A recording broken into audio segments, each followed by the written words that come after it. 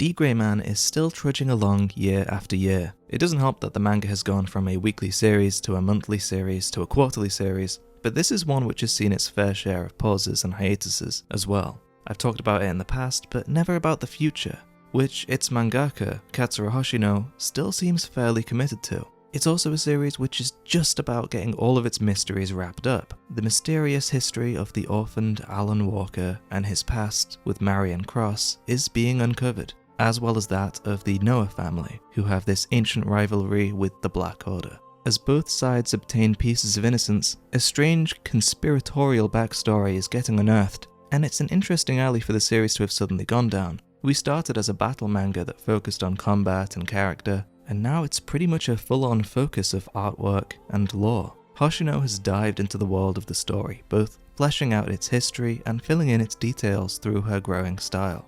In chapter 251, for a simple point of reference, look at the lines. Instead of drawing even the boundary of the pupils for a character, she has outlined in black and contrasted with white where those boundaries would lie.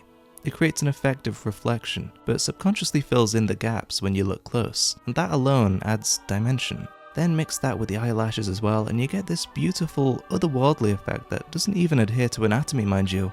But zoom out a bit from this and look at the flowers that bleed from background to foreground, panel to panel. And more than making sense, we are made to feel a certain way, simply through the mastery of the artwork. Look close and you'll see everywhere there are sparkles and stars, and everything that you should realistically be drawn out of the manga from is actually drawing you in by the way our eyes are made to follow the story. With Hoshino, it's not insane realism or ridiculous amounts of detail, but it's a perfect utilization of style and themes. Looking at her Instagram, she posts all sorts of amazing artwork, in this style and others. It's a frequent thing. There's stories, posts, and even live streams occasionally. Since I made my last video on the series, Hoshino actually had another art exhibition, with a whole new art book and new pieces just for the pop-up. She used to suffer a bit with her wrists. More and more, it seems as though she's found her stride with that in mind. Despite the length between chapters being a quarter of a year, we're at the point that Hoshino doesn't tend to miss these dates.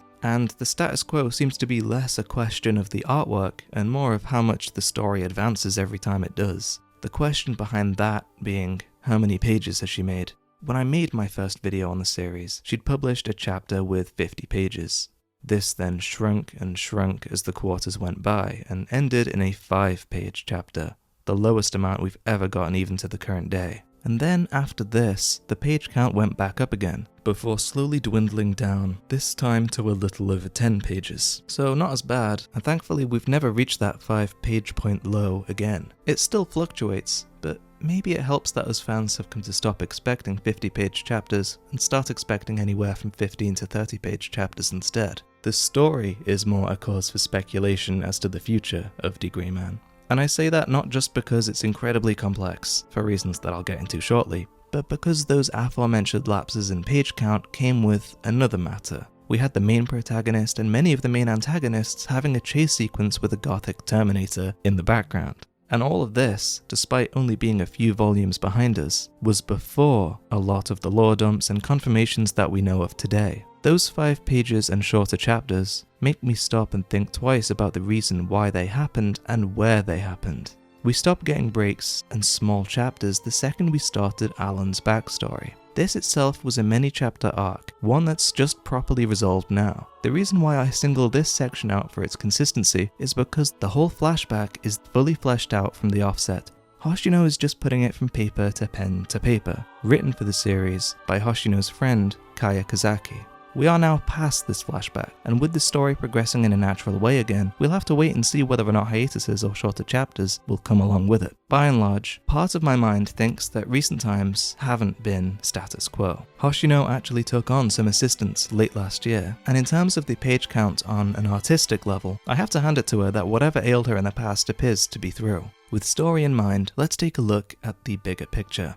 For the first half of the story, the character arc of Alan was more cast to the sidelines, whilst the Black Order assembled new characters, and the stage was set, piece by piece, for the war between Exorcists and Akuma. It's only been since we dipped more into the history of things, the history of Kandayu and the history of Alan, that the release schedule has slowed. Now, slight spoilers for the current story, I say slight because it's hard enough to follow that without context. I don't really stand a chance of spoiling anything. But our main character, Alan, is a lost soul living in a boy's body. And in these current chapters, we've learnt that his growing imposter syndrome is the result of his prior self bubbling up to the surface once more. But before we even go that far, 7,000 years ago, there was a war which destroyed the world. It was between the clan and users of innocence. Now, these proto-exorcists won against the clan. This war was called the Great Flood, which has parallels to the biblical story of Noah's Ark. Along with innocence, this series has introduced two separate arcs. Not story arcs, physical arcs,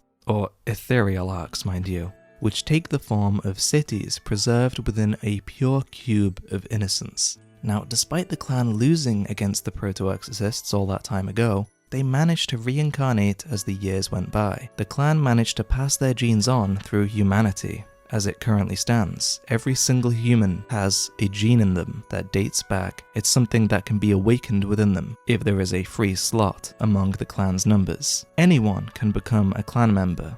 My theory is that when this Great Flood happened, the clan used their ark. After the Great Flood, they were able to repopulate the earth with the humans they preserved. And during that time in the Ark, they ensured their survival by embedding their genes within them. So to go back to Alan, his mind is being taken over by one of these members of the clan of Noah. His name is Nia. It appears the main villain of the clan, the Millennium Earl, is also having some lack of control on his own mentality. And this is an adjacently timed thing.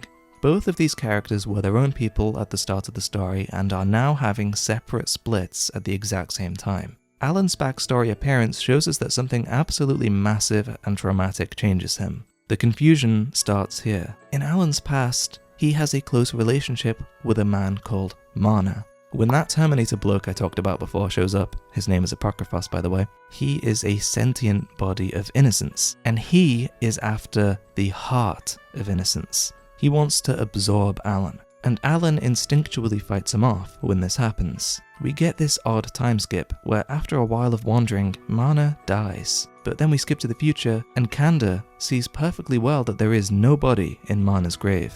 Nia was a member of the clan of Noah, and it's also revealed, kind of offhandedly, that he is the brother of Mana. Now, further to all of this, he killed the clan of Noah. All of them. So basically, despite coming off of a flashback arc, there is a point in time where all of Nia's plans converged and something massive happened that hasn't been covered yet, which involves all of the main characters. The Future of D.Gray-Man story can be summed up by the following questions, none of which have definitive answers, and the answers to which will bring us to a complete understanding of the story. Who is the Heart of Innocence? What exactly happened that caused Nia to be within Alan? What exactly happened that Mana appears to be within the Earl? What is the relevance of these two being brothers? Why is the Apocryphos like a bad guy? If he is sentient innocence, shouldn't he be good? How did Marion Cross survive? Because at this point there's no way that he's really dead. And what is he hiding? What is the relevance in this hidden backstory of the extended Campbell family? And finally, what does Nia want? What is this game plan? Why did he kill all of the clan 35 years ago?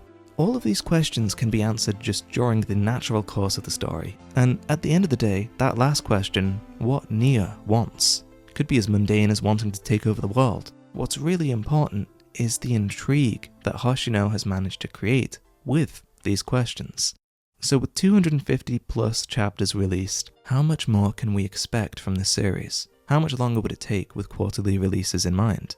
We've never really received a percentage of story progression, but as far in as Kanda's backstory, she's admitted that it hadn't gotten as far as she'd liked, though since then we've obviously had fairly substantial lore dumps. In fact, I'm almost comfortable saying that we really have most of the puzzle pieces already. It's just that missing time in Alan's life still. Then that day 35 years ago with the death of the clan, and then maybe, but not even necessarily, further context of 7,000 years ago. Will it take 7,000 years for us to reach that point? If we look at the hiatus chart, we have come a long way since the series went quarterly.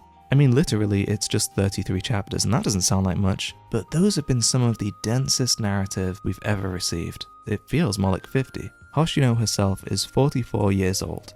At this rate, chapter 300 will hit by the holiday quarter of 2033. That sounds kind of depressing, but those 30 chapters were the equivalent of like almost the first 100 chapters combined. And the page count, despite sometimes being smaller, is almost always higher than an average chapter from when it was weekly. If she carries on at this pace and if the lore keeps flowing, we won't have much to be theorizing in 5 years, let alone 10. The artwork and page count has seemingly been addressed. More assistance. The releases have been addressed. No major hiatuses or shakeups now for 9 years. The storyline looks like it's getting addressed with really meaty chapters now. Give us another 10 years, and I think we could be sailing. What do you think? I'd love to hear others' opinions, so comment down below, like the video for more, and subscribe for more. Thanks to my patrons. Thanks so much, and have a great night.